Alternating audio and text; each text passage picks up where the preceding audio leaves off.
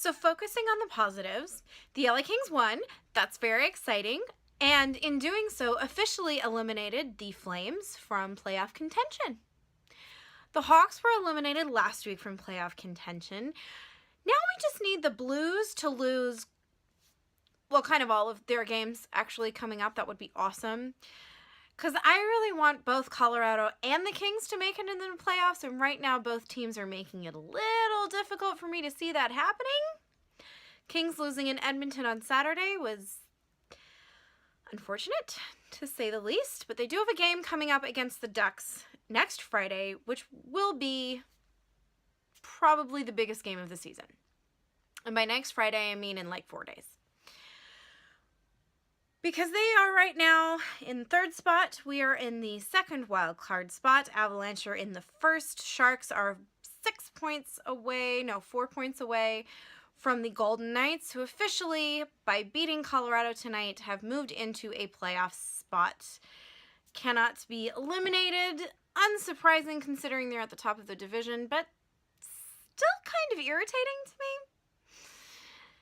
Either way, there's lots going on, and I imagine by the time we get to each recap of the next 5 games, the playoff spot will have moved around quite significantly because every day it seems like something is moving us in or out or around or whatever. But games to watch if you're following along at home, anytime the Ducks play, anytime Colorado plays, and anytime the Blues play. Those are the spots that seem to be kind of moving around, and one of those teams isn't going to make it. So right now we hope it's the Blues. It is, as of right now, not the LA Kings, thanks to a 3-0 win over the Calgary Flames. 3-0, 3 power play goals. I don't remember our power play being that good. That's awesome. That is such an improvement over so many games lately. And they came from significant people on the team. That's important too. So to start at the beginning, first period, they're out shooting us 3-1 within like 2 minutes, and it seems pretty easy for them, actually. There aren't really hard, like, good chances at the net, but there's kind of been enough, and Quickie's looking a little off, and I'm just thinking, oh god, it's going to be one of those games, isn't it? The entire first period actually made me really nervous. We had 1 power play in the first period. It was the one we didn't score on. Go figure. Where we ended up outshooting them like 7-3 within the first 7 minutes, and we were absolutely buzzing around the net. Carter had, oh my god, it was an extended shift. It was one of the most beautiful plays I've ever seen. The Kings just kept it in and kept taking shots, and Kopitar finally has this sweet pass to Carter, who somehow ended up completely alone at the front of the net, and how that didn't go in, I have no idea, because there was a completely wide open net.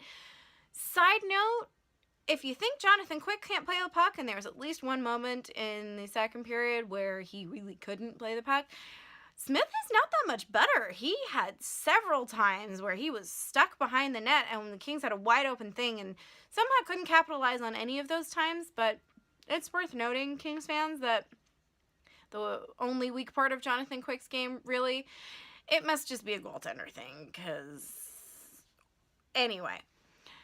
So lots and lots of good shots. The Pearson, Kempe, Lewis line had some fantastic chemistry tonight. I really like that combination, and I think what excites me most about this season, and what just absolutely baffles me as to why we're in a playoff race at all, is that the diversity between all of the players, but the chemistry they all seem to have no matter where you put them. It always seems to be really good. We have so many fluid lines. People can move up and down, and it doesn't really seem to make a difference. They seem to click with everybody they play with, which is great. The one super solid line we had tonight, of course, is the line that's solid all the nights. Brown, Iafallo, and Kopitar. And it doesn't really seem to matter who plays with Brown and Kopitar. You put those two together, they're going to make magic. It's so beautiful to see the resurgence of both of them this season. So those guys played really well, but towards the end of the first period, there were so many shots that the Kings had that they weren't capitalizing on, and then the Flames started to surge back, and you're thinking, oh, God, we just played like 15 great minutes of hockey, and we're going to have that one mistake, and they're going to score the first goal, and it's just all going to be downhill from there. It's just, that's how the Kings' MO has been going lately, and so the first period made me very, very nervous. But then we go into the second period, and 3 minutes, 59 seconds in, we get our second power play of the game. And it's been semi-even. The Kings are being out-hit badly. I mean, like 21-5 hits. The Flames, that's the kind of team that they are. So that's the game that they were playing. And it took the Kings a little bit to get into their chemistry, but for about 4 minutes in, 3:59 to be specific, the Kings get a power play, and Dion Phaneuf does this. It starts with Adrian Kempe, who wins the faceoff. He gets it straight to Phaneuf, and there's a beautiful screen at the front of the net, and bam. Suddenly the Kings are up 1-0. Oh, thank God. Thank you, Dion Phaneuf. Oh, I actually have very much enjoyed seeing him play this season. He has been a great asset to the Kings, and getting their first goal definitely set the tone for the rest of the game, because it was literally 5 seconds into the power play the Kings were successful. So, didn't give up the first goal. That's a huge, huge thing for the Kings. They were at 63% of their games giving up the first goal as of the Edmonton game, which we're just not going to talk about. So, all good things are happening. They're starting to get a little more into it in the sense that there's a lot of scuffles happening after the net, and there's some whistles blown and some penalties for roughing and that kind of thing happening. It's never actually goes into a full-blown fight, but you can tell that this is how the Flames are choosing to react to the Kings getting goals. They're just going to start with the extracurriculars, we'll call them. So we get our first goal. Things are going pretty well. Still getting the crap beaten out of us on the boards. I mean, the first penalty in the first period that they took was because Tanner Pearson was like down in the boards and he got boarded. His head, it was bad. Speaking of bad things, Jake Muzzin took either a puck or a hit. I didn't exactly see. Very early into the second period, he goes down and does not come back for the rest of the game. So factor that in. When you think that the Kings did not concede any goals, they had one of their top defensemen down for at least half of the game, playing with 5. So that just makes it even more impressive. So we get the 1 goal. Then there's a penalty kill, which less than a minute into, the same guy who took the first penalty takes another one. So there's 4-4 for a little bit. We end up on the power play, and that's when Anze Kopitar does his thing. This is Anze Kopitar's 34th goal of the season. It ties a season high, a career high. He is now over projecting. As far as points go, he will have at least a point a game and more. He is incredible this season. This comeback is amazing. There's a reason that he's in talks, or people are talking about him for the Hart, for the Selke, for the Lady Byng, for all of the things. Kopitar has been the heart and soul of the Kings, and I love that it's Kopitar and Brown together who've been doing that. Captain and ex-captain, doesn't matter what the organization did, those two play like a team, and it's just amazing. So Kopitar gets the second, and I'm feeling so much better because 2-0. I mean, who this season is confident when the Kings only have a 1-goal lead? Anyone? No? Yeah, I don't think so. Whew. So 2-0, and then for the last 2 or 3 minutes of the second period, they kind of take their foot off the gas, and you're thinking, guys, maybe play 60 full minutes here, because going out of the second 2-0, so much the momentum and just the mentality as well of coming into the third period, 2-0 compared to 2-1, it's a huge thing. So they managed to pull it off. Whew, we go into the third period. Whew, okay. And then the third power play goal comes. It's just amazing. what the Kings did on the power play. And this comes from Jeff Carter. So that's really, you've got your kind of trifecta here because Kopitar and Brown are also involved in this goal. So both Phaneuf and Kopitar at this point are one fight away from a Gordie Howe hat trick. And I'm kind of thinking the way this game has been going extracurricular-wise, that actually could happen. I mean, probably more with Phaneuf than Kopitar, but still. And so Dustin Brown has at least 2 assists tonight. So these are the guys that I like to see step up.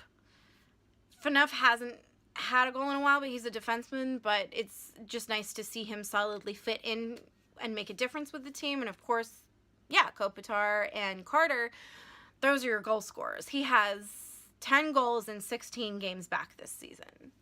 So these are the guys you want to step up when it comes to crunch time. And 5 games left. Pretty much everything is crunch time. Don't look at the standings. Seriously, it will make you kind of feel really sick.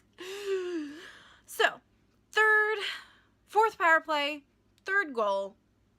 Kings are sitting pretty at this point. Jonathan Quick, I'd say he's being a Jedi, but he doesn't really need to be. The Flames aren't playing well enough. To be fair, Johnny Gaudreau was not in the game tonight.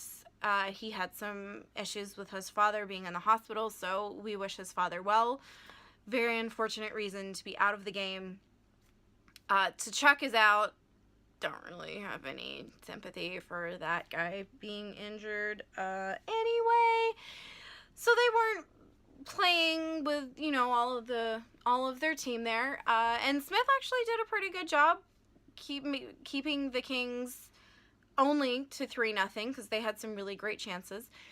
But the leaders for the Kings stepped up. Doughty had a great night. At some point, he was just laughing so hard. I wish he was mic'd up. I wish so hard he was mic'd up because on, I think, the Trevor Lewis penalty that we took, he was chirping and grinning, and the guys just kind of had to stand there and take it.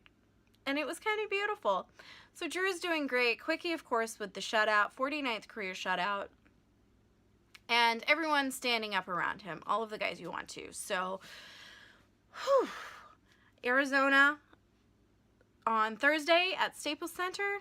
Ducks on Friday in Anaheim. That will be the biggest game of the season. It just will. That's a 4-point game with our biggest competition getting into the playoffs. Circle that on your calendar. Have a lot of alcohol or Pepto-Bismol or, you know, Xanax ready for that one. Then we come to Colorado on Monday, who are also in that playoff race. And that game is, that's going to be bad for me. Either way, that's going to be difficult for me to watch. I forget who our next game is, but we close it out with Dallas on Saturday next week. And then it's playoffs, which I just hope to God that we're in. If they play like they did tonight, shouldn't be a problem. I believe it is still in their hands. So that's comforting. But like I said, if the Blues could just lose a few more games, I would feel a lot more comfortable with things like that happening. So until then, 3-0. Just keep that percolating in your mind. 3-0, 3-0, 3-0. It's all good. Oh, that